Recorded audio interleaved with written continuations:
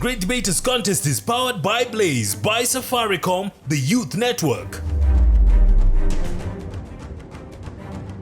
Ladies and gentlemen, it's hot when the debates come on. This is the Great Debaters Contest, Nyeri region, and I am Austin Nyombo. I am Mariam Bashar, and we'd like to welcome you to the show with a debate between Kianyaga High School and Baricho boys on whether Africa should focus on agriculture for sustainable development. We'll have these two boys teams take the stage and show us what they've got.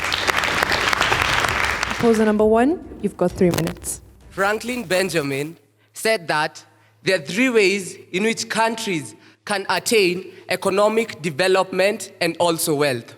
One of them is investing in war, like what the Romans did, plundering their neighbors. This is robbery.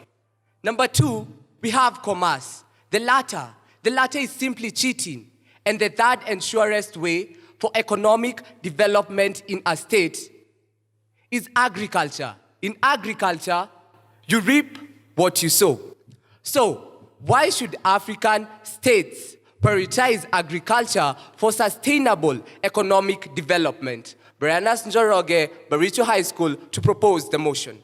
On to my first point. Agriculture has unexploited potential. African governments should invest in desert agriculture. Take, for example, Israel. Israel has really invested in desert agriculture. For example, they have done cloud seeding. And how has this worked for Israel? They have been able to harness a sense of food security. They have also been able to create job opportunities. Another point is that agriculture is a top source income earner. Agriculture is the backbone of the economy of Ivory Coast. Ivory Coast is a country that heavily invests on agriculture. And how has this helped them to realize economic development? Statistics have it. 26% GDP, 45% on export revenue, 75% on non-oil revenue, on non-oil products revenue, and also it has created 60% job opportunities. My friends, why shouldn't we prioritize agriculture?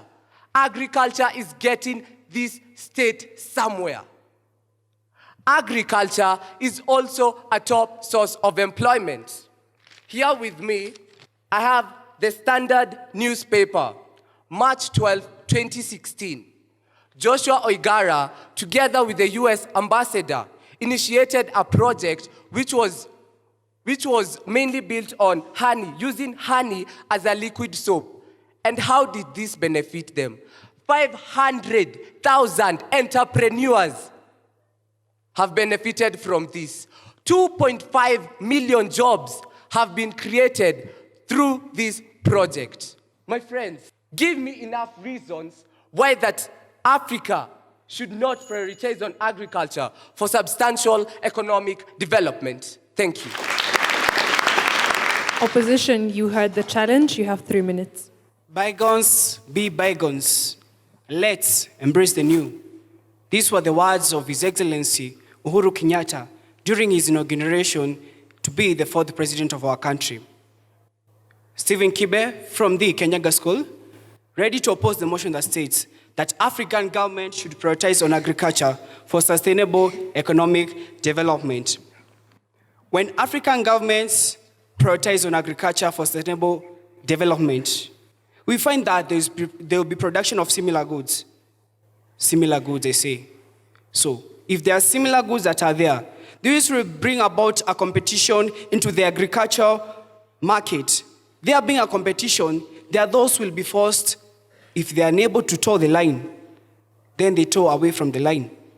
That meaning that they will not be able to meet the sustainable economic development they are all eyeing on. And if we have to compete and you're all meeting for one common goal, why then dwell on agriculture? We have better ways that you can be able to move forward to. We have other ways that you can be able to bring about a sustainable economic development whereby we all are earners and all we have a mutual earning. On to my second point. When African governments, they prioritize on agriculture, we find that there is a creation of a loop of the greedy people. Once this loop is created, those who wish to have much and more, and this is evident as from the Sunday Nation, 2nd February 2016, whereby we saw that land was provided for settlement and resettlement of people, but heinous actors or malicious people, instead of using the land for the resettlement of people, they tended to use this land for their own gains. This will also, we embark on agriculture. If we speak of prioritizing on agriculture, there'll come a place whereby, or a point whereby, there are those who will tend to come up with goods that are not of quality. They'll come up with goods that they're just meant to generate for themselves the wealth. I pose to you a question. Would you go for what will cause you harm, or would you go what will cause you health? You don't run where the fire is. You run away from the fire, lest you get burnt. So, if you find that these people are going to produce goods that are not yet competent, there is risk of many people getting into diseases, many people getting into all sorts of not being in the right mind. On to my third point. When African government prioritize on land, there is another great risk whereby the land that is, for them to have to go to practice agriculture, they'll have to use the land that is meant for settlement of our people. So the best thing, let us not base our minds on agriculture. Let's base that what encompasses each and everyone. Thank you. We'll hear rebuttals now. Proposition, you have 3 minutes. One thing I love about debating is that you get the platform to express your views, your facts, and your figures, and I get the same to counter. You have said that agriculture has failed in Africa through leadership. And I may ask, is it agriculture that has failed, or is it leadership in agricultural sectors that have failed? Michael Momanyi, Baricho Boys High School, ready to propose the motion that African governments should prioritize agriculture for sustainable economic development. Since the beginning of agriculture in Mesopotamia, of course, we have seen the drastic changes the world has undergone through shifts in agricultural sectors and development in the economy. Let me take you back to the year 1994. In Rwanda, what was there? The genocide attacks. What happened? What were the results? A third of the population was killed. The economy was drastically swept by 50%. Statistics from the Wikipedia. It became a feeble state. What made them rise? We are told that they employed agriculture. They invested in agriculture. And what were the results? I can tell you, my dear audience, that Rwanda raised from 1995 to 2010 by 6.6% per annum in the economy. Isn't that the power of agriculture? And I want to quote Dr. Agnes Kalibata, who was the former Minister for Agriculture and Animal Resources, now President for Alliance for Green Revolution Africa, who said that economic growth in Rwanda has been primarily driven by liberalization in the agricultural sector, mainly coffee and tea. Statistics from agricultural sectors in the world have proven agriculture accounts for a third of Africa's GDP. In the midst of it being a surviving sector, as you term it. Recently, the African Union, they renewed their vows to invest 10% of their national budgets in agriculture. What does that mean? What is the potential behind agriculture? The African Development Bank funded at least $24 billion to agriculture to see it develop in Africa. We have the soils. We have the methods. We have the means. We are blessed. Why can't we take this chance and let us see Africa grow to the level that we all want it to be? Agriculture is the way to go. Opposition will hear your cross-examination. You have 3 minutes as well. Poverty Poverty, poverty. Poverty is a menace that has been killing African states slowly by slowly within the past years. I am Robert Shafan from the Kianyaga School, opposing the motion that states African governments should prioritize on agriculture for a sustainable economic development. On to my first point. African countries are third world countries. They are less developed countries. We can call them developing countries. They highly depend on the developed countries for loans and grants. If African governments prioritize on agriculture, what if the exports of agricultural products don't increase at a sufficient rate? The government will be forced to incur a heavy deficit in balance of payments, which is a foreign exchange demand. Talking about it, imagine I have 5 shillings. You come to me, tell me, Robert, I want that 5 shillings to go and place a bet. And I'll pay you the 5 shillings in 5 days. Then after the 5 days, you come tell me, Robert, I lost in the bet. I need more 10 shillings to go and place another bet. How stupid would I be to give you the money again? Agriculture is really a blow to the economy. On to my second point. Agriculture can cause political tension. What if African governments prioritized on agriculture? Then it failed. It would lead to discontentment of the masses, which can lead to social problems, political problems, examples, strikes, boycotts, and uprisings. On to my third point. Agriculture is faced by poor climatic conditions. In agriculture, we find that the products highly depend on the climatic conditions. Example is coffee in Kenya. What if the climatic conditions go low? What if the climatic conditions don't favor the crops? What will the country venture on in order to get the sustainable economy? Will you tell me that the country will have to stay on debt from other countries? Surely, agriculture is not the way to go. Thank you.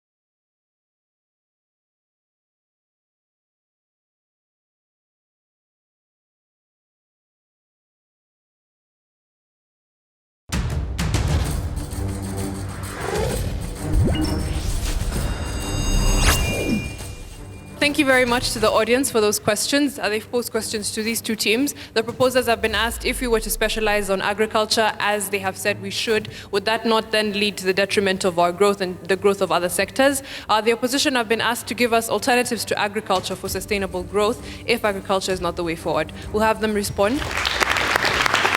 Third proposer, you have 3 minutes. A president in Burkina Faso said, "He who feeds you controls you." The only way to feed is through agriculture. Mark Jeff Njuguna from Baricho High School. I've been asked, will agriculture not hinder other sectors from growing? No, it will not. Agriculture is the only way that we can have a diversified economy. A pillar for sustainable economic growth is diversification.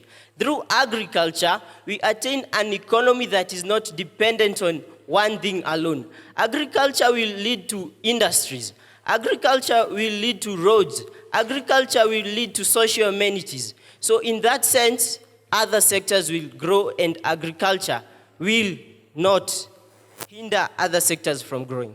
Someone also pointed out that there's climate. Climate is a factor that might hinder agriculture. An example is the United Arab Emirates. They invested in cloud seeding. Cloud seeding, for those who might not be aware, is a method of making rain, if I was to put it in a layman's language. They increase the amount of precipitation up in the clouds by adding some components to the clouds, therefore the rain is better. This increased their rain by 10 to 30%. And now the United Arab Emirates, who are far much in an arid place than we are giving us 150 tons of food, according to the Star in March 2017. The second thing is agriculture is inexhaustible. Our motion today is that African governments should prioritize agriculture for sustainable economic development. Keyword, sustainable. Sustainability is the process of continuity of production, that regardless of what happens, production will be continuous. And in that sense, the economy will grow. And if it grows, it will develop. Why is agriculture inexhaustible? I had breakfast in the morning, I'll have lunch, I'll have supper. Having those is agriculture. So in that sense, agriculture is inexhaustible. And you say that we depend too much on the Western countries. They depend on us rather. These Western countries need us. We are the people who have the soils, we are the people who have the climate, we are the people who have the labor that we are utilizing to create this agriculture. In that sense, no matter what we do, these people will still come to us for coffee. No matter what we do, these people will still come to us for pyrethrum. No matter what we do, they'll still need our tea. And this is before the governments have prioritized agriculture. If these governments in Africa do prioritize agriculture, where will that lead us? Already without prioritizing agriculture, we have employed 65%. Two-thirds of 65% give 47% for labor, gender inequality. Let African governments prioritize agriculture. Thank you. Opposition, you have 3 minutes to respond to the audience. To be precise to the answers of your question, industrialization is the way to go. According to Dr. Andrew Taimar, on the Daily Nation, dated Friday, January 20th, Dr. Andrew Taimar says that only 20% of the country receives adequate and regular rainfall. So let me ask you, the first speaker said that agriculture promotes 60% job opportunities. Now let me ask you one question. How will it promote a 60% job opportunity? And research proves that 20% of the country receives adequate and regular rainfall.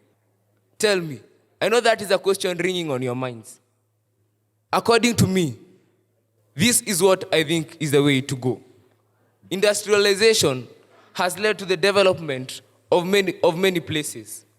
For example, in India, this is whereby we find that the cottage industries have improved so much such that you find that a country, each family is involved in cottage industry. Most of the people say that African people are poor. So, if we knew the economics of being poor, we would know the economics that really matters. According to Skulls 1979, it says that most of the world's poorest people earn their living through agriculture. So I think if we knew the economics of agriculture, we would know the economics of being poor. To my first point, when we prioritize on agriculture, we have limited job opportunities. Think of that person living in urban centers. There is no adequate land for agriculture. What will happen to him? The options are two. He'll either go to rural areas in search for employment, and this will cause urban to rural migration, and there will be a regional imbalance of people, hence allocation of resources. If he doesn't do that, the option will be the other one. The person will have to involve himself in heinous activities, and you'll find that the level of crime in urban areas has increased because this person has to meet his demands for food. He has to earn a living, and there will be no job opportunities. What will happen to him? Another example, when the government prioritizes on agriculture, this is whereby you'll find that the government has started using machineries in agriculture. Let me now talk about farming. 6 people can plow, but when the government prioritizes on agriculture, 1 person will plow using a tractor. What will happen to the other 5 people? That is a question ringing on my mind. That is why I say the government should not prioritize on agriculture. When you prioritize on agriculture, this will lead to pollution of the environment. For example, in Vika, when we prioritize on agriculture, we form agro-based industries.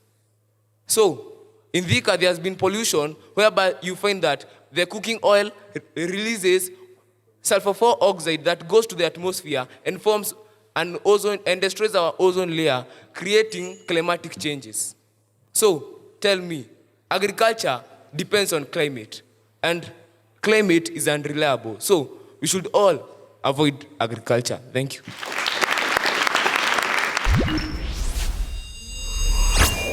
Okay, we'll hear our closing statements now. Proposers, you have 1 minute. I've had quite a funny remark, maybe, if I can say. Who is poor here? Are you poor, judges? Students, are you poor? Can we term Africa as poor? Africa is not poor, my fellow opposers. Africans are rich. They are rich with nature. They are rich with soils. They are rich with minds. They are rich with power to cultivate their own lands. Ladies and gentlemen, I want to put facts very clearly here. Africa has around 600 million hectares of cultivated land, amounting to 60% of global total land. What do we do with this land? We leave it. Or we just assume there's gold and uranium down there? We mine? No way. We have to work on these lands. We have to put agriculture on practice. He has also talked about pollution. I want to tell you, calcium oxide is used in lining of furnaces in industries where agricultural-based industries are situated. We use that to control pollution. I cannot overemphasize that agriculture is the way to go. Ask Burkina Faso, ask Mali, ask Ethiopia, where 33% of the economy grew from 2010 through agriculture. What more do we need? Let's end this session. This is the way to go.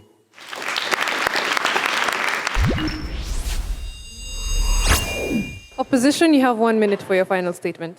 According to the Sunday Nation, dated April 23rd, 2017, research by Professor Karuti Kianyaga, a director of developing studies in the University of Nairobi, he says that most of the countries that have done poverty have one thing in common.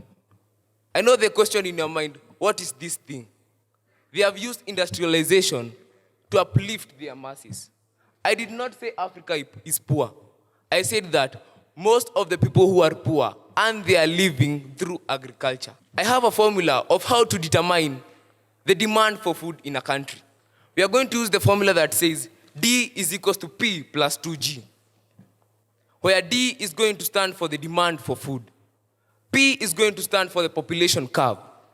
2 is going to stand for the income elasticity of demand for food. G will stand for the ratio of increase per capita income. Go and use that formula and tell me whether we need agriculture. I am not here to teach you. I can only make you think. Thank you.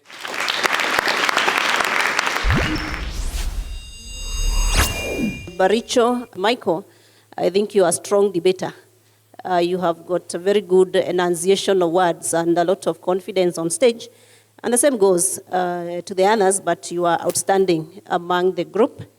To Kianyaga, also good presentation. Robert, I think at one point you lost track of your ideas and therefore lost the smooth flow of ideas, which was picked up very well by Vincent. Vincent, I don't remember your introduction of yourself. I think you forgot that bit, but you'll improve on it next time. All the best. Kianyaga, and I'll start with the first speaker. I want to believe that you started off very well as a confident speaker, which is very good.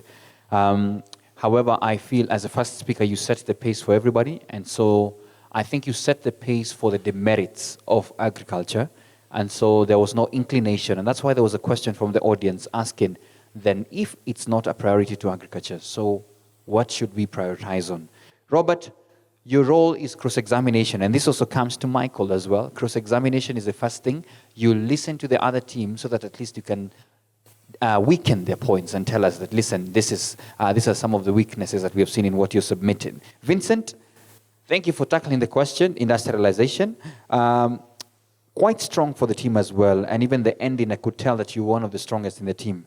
Good speakers, though, for all of you. The two teams were good, the fairly Baricho boys.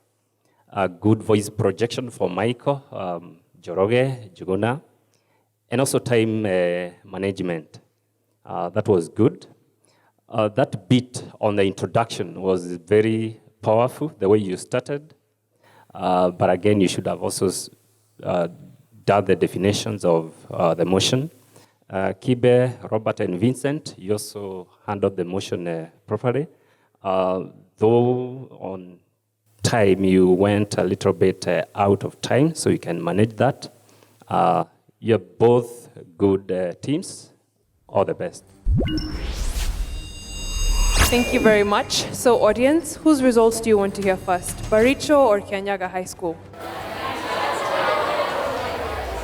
I'm wearing a lot of okay, let me go with Kianyaga. I had that first. So, Kianyaga High School scored 65%. Please give them a round of applause. Drum roll, Baricho boys, you scored 70%, making you the winners of this debate. Well, we'd like to give congratulations to the two teams on stage for giving us a wonderful debate, and also thank you, our studio audience, and our viewers back home for staying tuned. I've been Austin Nyombok, and shout out to Blaze. I am Mariam Bashar. Thank you for watching. We'll see you next time.